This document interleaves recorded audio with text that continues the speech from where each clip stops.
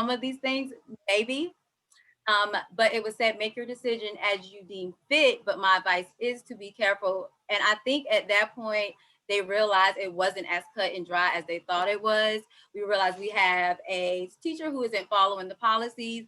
We have a principal who's really not understanding why the teacher isn't following the graded policy. And then at the end, you know how passionate Mr. Michaels gets about all the benefits sports brings to our town and our kids, which is Bobby's uncle. And so it makes you have to remember about the relationships with not only just the parents in the community, but the community and then the districts and all of the schools within, because if that's what brings money to the community and the schools, a lot of people get upset about it because for most, it is the number one source of money for them to be able to afford different things. And so if they're in the news because of this one situation where it all could have just been handled, if I think that the principal was just aware of what was going on in different classrooms. And I think with what Dr. Caton was saying, with having that printout of those teachers' grades, if the principal would have done that in this situation, all of this could have been avoided. All right, for the critique ethical paradigm, when I was researching, the critique ethic is responsible for keeping educators sensitive to the inequities of social class, race, disability, gender, and other differences that occur in the school community.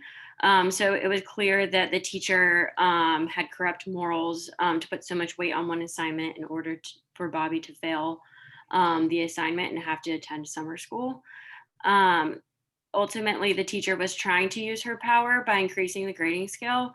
But I thought similar to how America did, because Bobby's uncle was the president of the Chamber of Commerce and sponsored the school baseball team, would a kid that didn't have somebody in his family that held so much power may have like slipped through the cracks in a situation like this, and it wouldn't have been brought to the attention of so many people of higher power.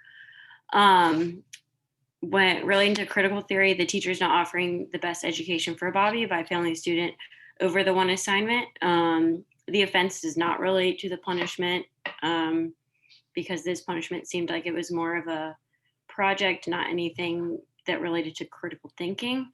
It doesn't make sense to fail him over an assignment of this nature. And then Bobby's basic human rights of his education, he's not really being provided of those human rights by the teacher.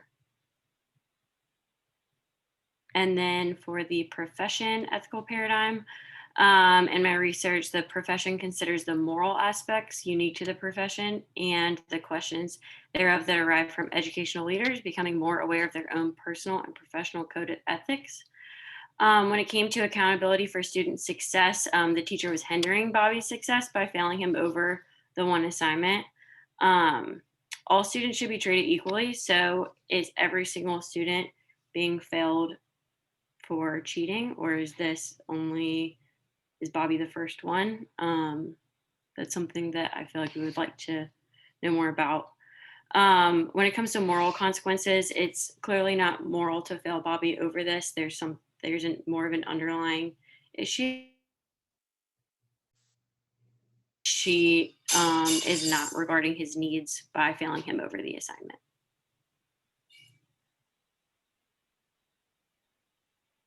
Okay. All right, that is our presentation. All right. As y'all probably figured out, I'm having internet problems. We're at a bad storm at Lake Norman, but I'm trying to hang in there with you. I've changed internet sources. I wanted to read something to you that goes along with what Mary was just talking about. When we talk about would every kid get the same opportunity if their parents weren't connected. And so that's what school administration is for. You're there to protect the rights of all of them. So I'm gonna read you this. This is Matthew 25:40. And what it says is, truly I tell you, whatever you did for one of the least of these, my brothers and sisters of mine, you did for me. The notion here is that that's your job, to make sure that everybody gets equitable treatment, regardless of who their parents or their relatives are. We can't decide punishment or consequences or who gets due process based on who they are. That's your role as the school administrator to make sure that we take care of the least of these. That's what public education is all about, is that it gives everybody an equal opportunity. It gives folks a chance.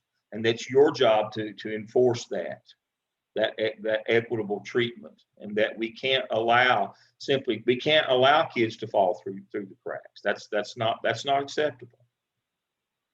Now, I'll just tell you on a side note, all the stuff about Bobby's relatives and all the other stuff, that was just window dressing, distract you from the notion that this is really about arbitrary and capricious, where substantive due process was in place, but procedural was lacking. That's what this case is about. But the rest of that was window dressing. But it is a reminder for us that school administration, your job is to be there for the kids, period. As Dr. Maraglia said, when we initially decided to get into this, we're going to always support teachers. That's not the reason you get into this business. You got to change your lens. We're here for kids. We're here to protect them and their rights and to make sure that they have equitable opportunity. That's what school administration is about. It's not about supporting teachers. If you want to do that, become an instructional coach or a facilitator. If you want to support teachers, that's what they do. Administrators support kids. That doesn't mean it has to be in opposition to supporting teachers, but that can't be. We have to organize schools for kids to facilitate them. That's our notion here. All right, we got one last group, I believe. Ashley, Diane, William, is that right? It's me, Matthew, and Elizabeth. Okay. All right, let me get situated here. Oh, I see. I had Ashley. I was going to ask, is Ashley still with us? Yes, sir, I am. All right, there you turned your camera off. A while ago, what would you do to this teacher?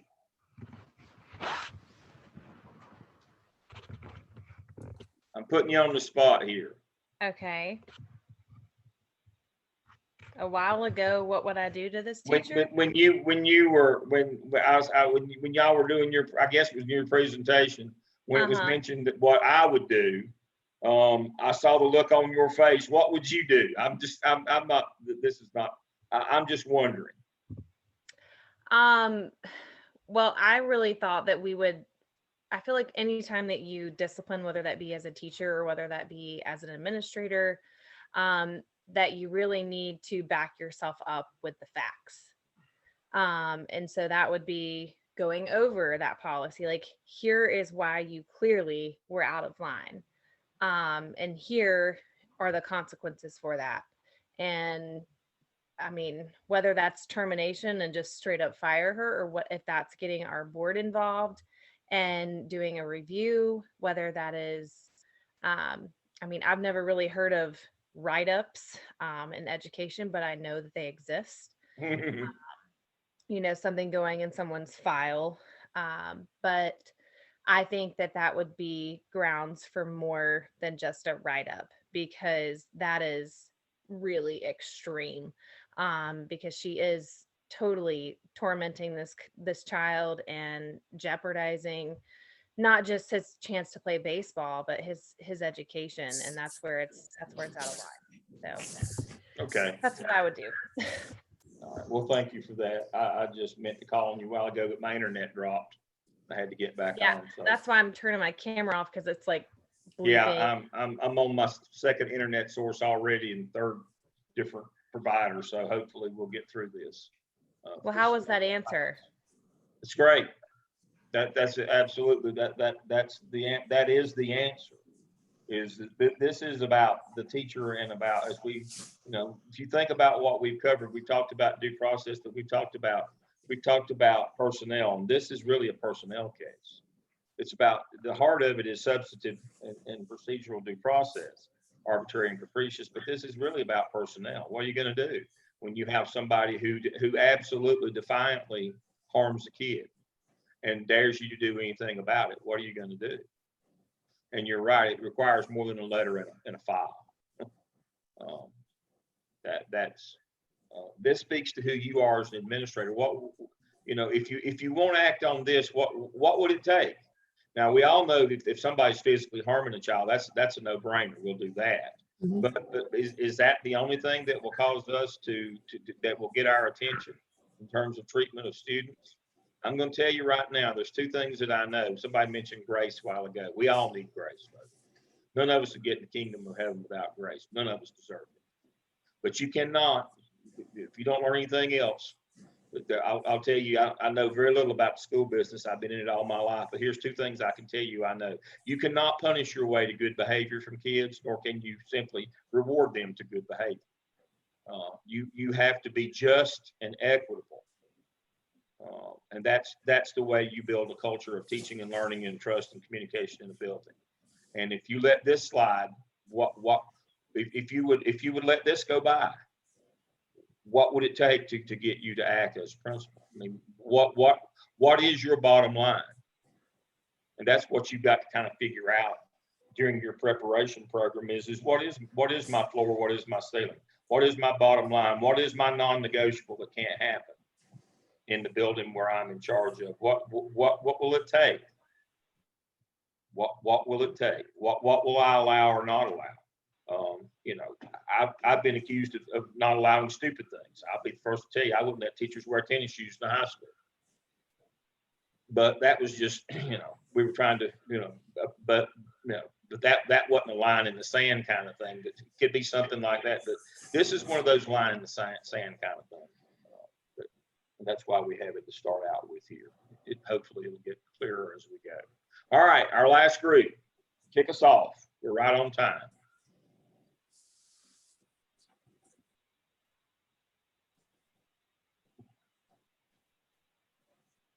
Okay, so our first slide is going to be going through the context of the study.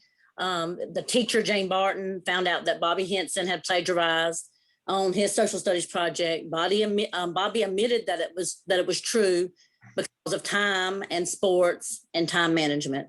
The second thing was the project counts for more than half of his grade, and the teacher was going to give him a failing grade for it. Bobby will have to attend summer school to pass the subject. That was another part of it about the due process. The failing grade was part of the school's policy stated in the handbook. The policy was, as part of the school's policy, to maintain standards of personal honesty. Cheating of any kind may require a failing grade by the teacher. Okay, the next slide just went on to continue the context. So the secondary information in the case study was his uncle was president of the local chamber of commerce, the speaker of the school board, the sponsor of the baseball team, and the school and the community. So, and if Bobby attended summer school, he would not be able to play in the baseball tournament, which provides scholarships for many students at the school. And then when the teacher had her meeting, she had a union rep with her, reminding them that what the school policy was, and that the mom and student had signed the paper acknowledging the policy of cheating. The principal and another context part of the principal called the superintendent for advice, which he said, you do as you deem fit, but just remember how much sports bring to our kids and our community.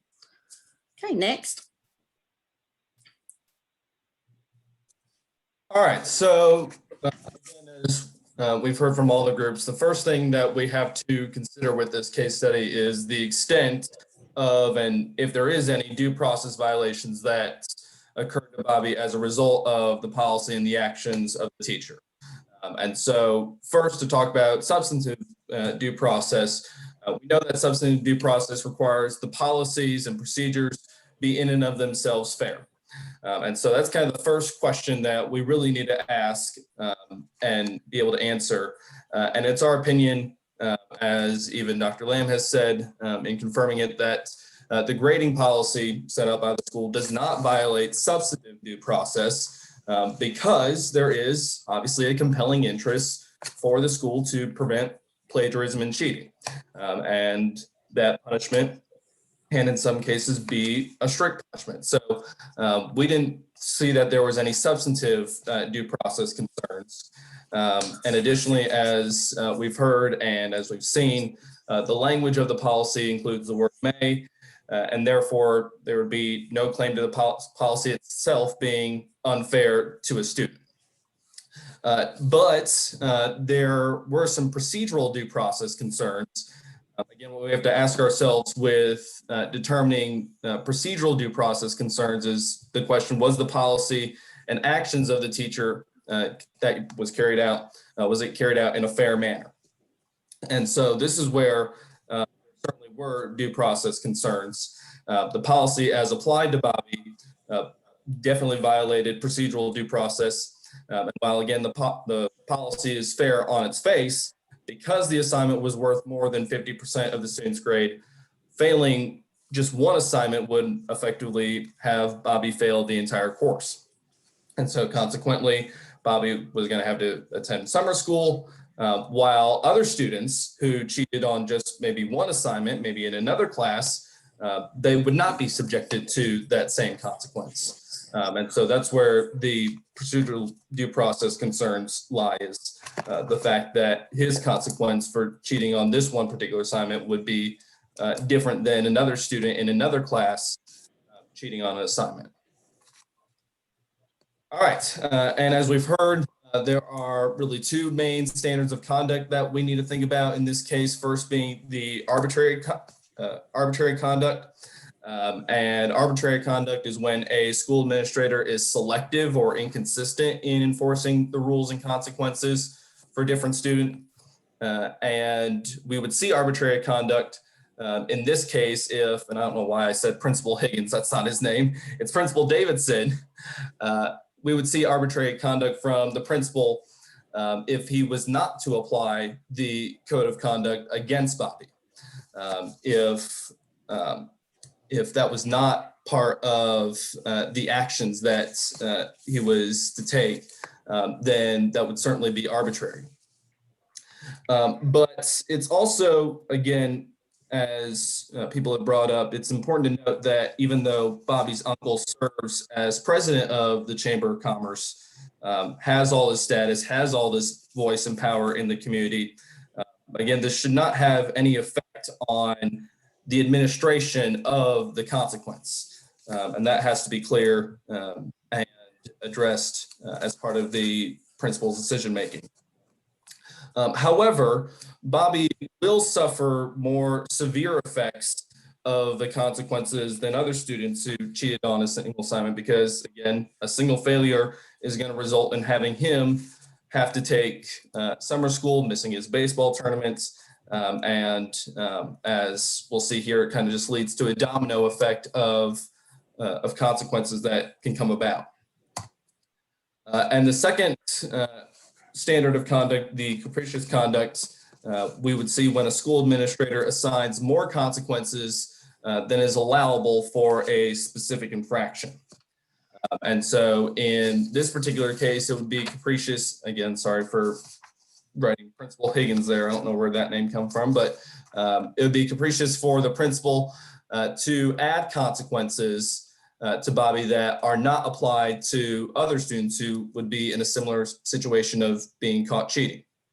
And so, again, I think what's also important to make note of here, and I think it was Dr. Clayton who mentioned this, or it was Dr. Maraglia, but I really feel like this is a great example, a great case of how there can be a domino effect of bad consequences and bad decision-making that can result from this.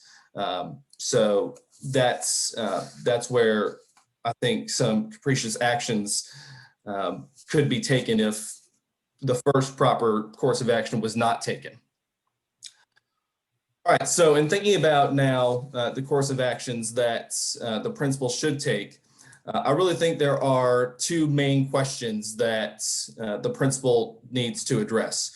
First is obviously, again, what should the punishment of Bobby look like? And second is, how do we address the teacher actions and the role she played? And so first and most importantly, the principal should obviously be referencing the code of conduct, the handbook that's been set by the district. And as mentioned earlier, there's language in the policy that suggests that there's flexibility with how a failing grade should be given. And certainly not given to the entire course, but perhaps to the assignment. But from there, it really then comes down to the course of actions that we take from and take with the failing grade. So I think the next issue that again applies specifically to Bobby is how much punishment should he receive without forcing him to attend summer school and to withdraw from the baseball tournament. And so with no other students that we know of who are caught cheating are automatically required to withdraw from any schooling or any extracurricular activities, it sets a bad possible precedent if the principal were to accept a failing grade for the entire course. What's also important for the principal to do is to afford Bobby a formal hearing where, again, he can explain his case. He did admit to cheating, but a more formal hearing is always appropriate when there's due process concerns in play. And so now thinking about how we address what the teacher's role was in all this, we listed here a couple of different actions we think would be best to address what the teacher did. And first would be to direct the teacher to offer Bobby the chance to either redo the assignment without cheating or to complete some alternative assignment that would allow him to receive a passing grade for the course. And when the punishment is excessively severe, as it would be if a failing grade were to be given to Bobby, there should be some opportunity, as we've talked about, with some restorative means that the student should have to be able to redeem his grade. And I would also say that just as Dr. Clayton mentioned, another strategy we thought about was having more audits of course syllabi to prevent a situation like this from happening again. And I think that is a key responsibility of an administrator is to understand what the grading practices and policies are at the classroom level. And perhaps even going the step further as what Dr. Clayton suggested, and that is to have more guidelines across departments with what those grading policies and practices should look like.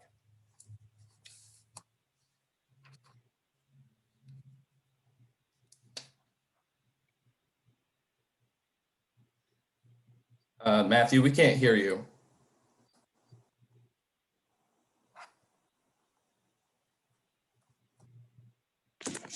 Can you hear me now? Yes, we can hear I you. can hear you now. I'm sorry about that.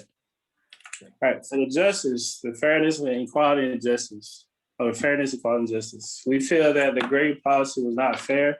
The concern that we have is that the fact that his uncle is an outspoken member of the Board of Education, and he is the president of the local Chamber of Commerce for the speakers, for the spokesperson of the school's baseball team.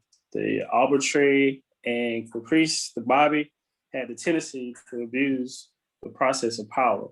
The uncle's position has put the principal superintendent in a bad position because of the position that he's in.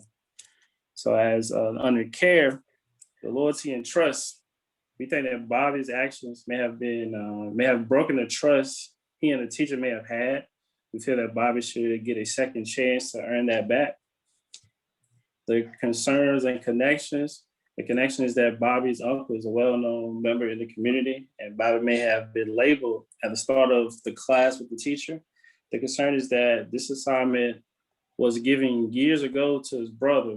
Why haven't the assignment been updated? Or also we wonder what her expectations were for this assignment and why is the assignment worth so much? The relation, collaboration, shared decision-making, and connections. In this case, Bobby brothers to this class with the same teacher. Why is Bob this is why Bobby didn't ask for help, or he could have submitted this assignment late. Maybe Bobby and the teacher didn't have a good relationship. Attention and support, discipline.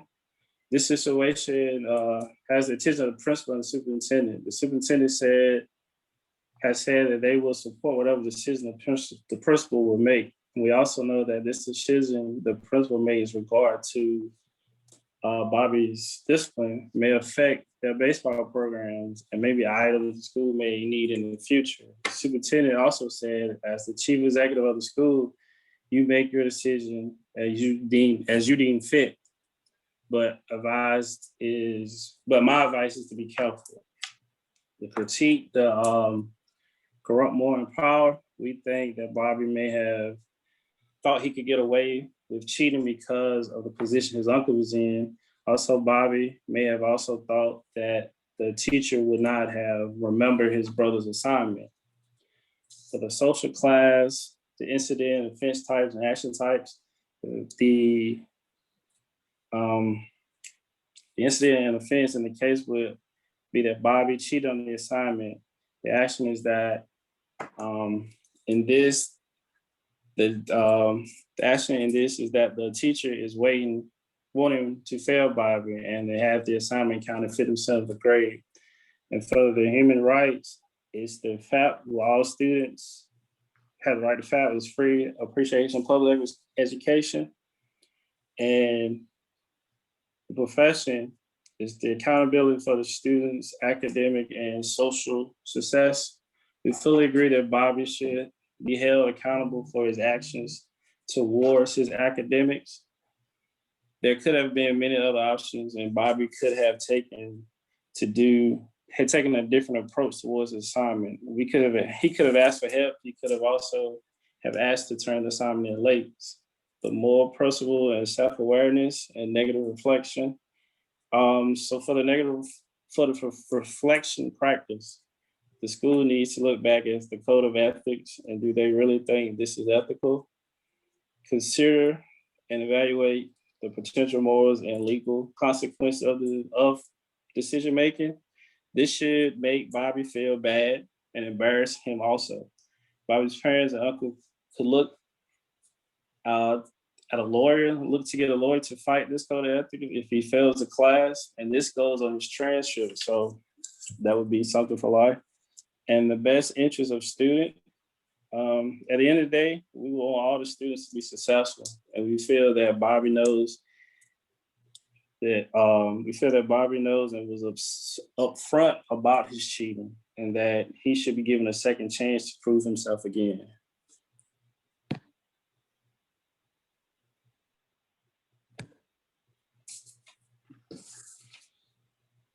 That's it.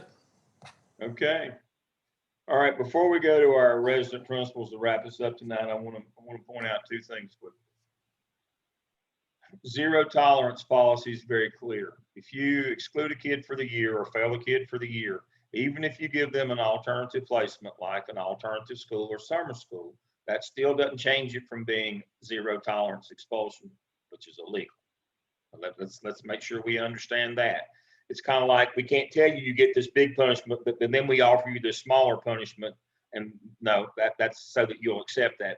That again, even if you offer an alternative placement to the year-long expulsion, which that's what failing a grade is.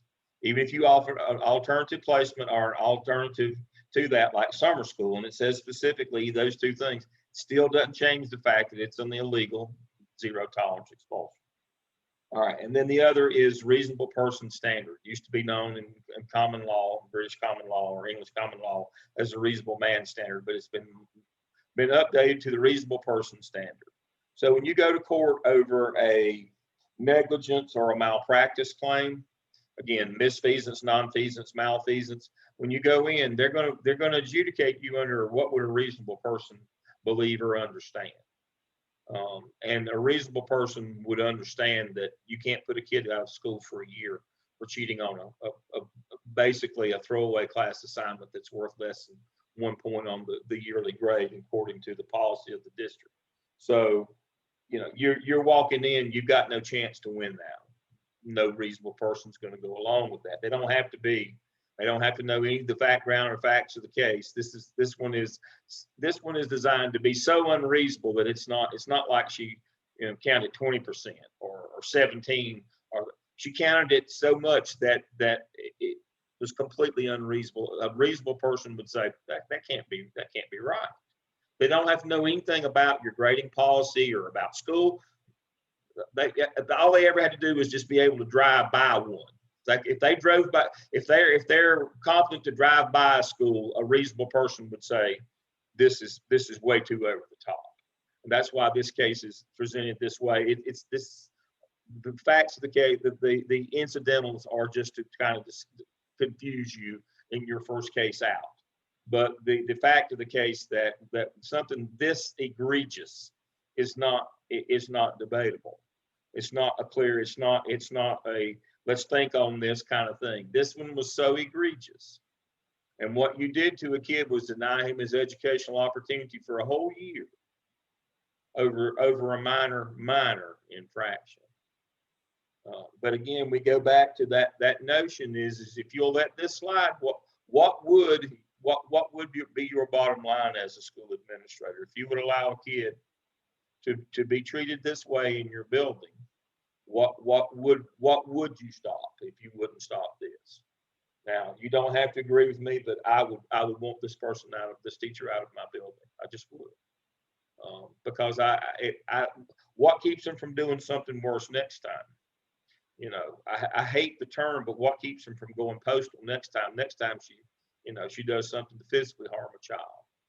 We just don't know. This is just not, we can't have people in our buildings who do things like this. And it's your responsibility to take care of that, because you are the person who is in charge, and you are the person who makes these decisions and enforces these things and protects the children under your care. That in loco parentis, that extends to you as well. Dr. Caton, I'll go to you first, and then Dr. Maraglia, you'll finish us up tonight. Dr. Caton, are you still with us, or did we lose her? Oh, there she is. She's moved. Yeah, so I'm just going to reiterate, what I've said before, is just have your practices and your policies in place to help you review all that stuff with your teachers at the beginning of the year so you don't have these issues, but have something very tight within your school so so teachers cannot, think that they don't know what they're doing and all that good stuff, and follow up with teachers, know what they're doing, know their grading practices, look at their grades, know what's happening within the school and their classroom. Very good. Thank you. And I just want to point out that even though this is a case study, there's a very good chance that you as a future administrator may come up against something very similar. I hope it wouldn't be to this degree, this egregious, but you could very well come up against something like this. And yes, I agree with Dr. Caton. You've got to have you got to keep things tight within your building, but you need to be very aware and knowledgeable about these different terms that we've talked about tonight, and be aware of arbitrary and capricious and things of that nature, so you can keep yourself out of trouble, but even more importantly, you can protect your children, because it's absolutely correct in saying that your job as an administrator is to protect those children and to protect your school and to ensure those children are getting that education that they have every right to. And so, again, this is a part of trying to shift your perspective and have you look through that administrator lens, because that is probably the most crucial thing that we need you to leave with when you move to your next course. Absolutely. Thank you, Dr. Maraglia. All right, we'll see you again next week for class 5. We'll be back on content next week. Remember, 2-week notice, 2 weeks from tonight, we do case studies, and the group that went last, that will be Matthew, William, and Elizabeth will go first. And so I will see you next Wednesday at 7 o'clock. Everybody have a good evening. Thank you.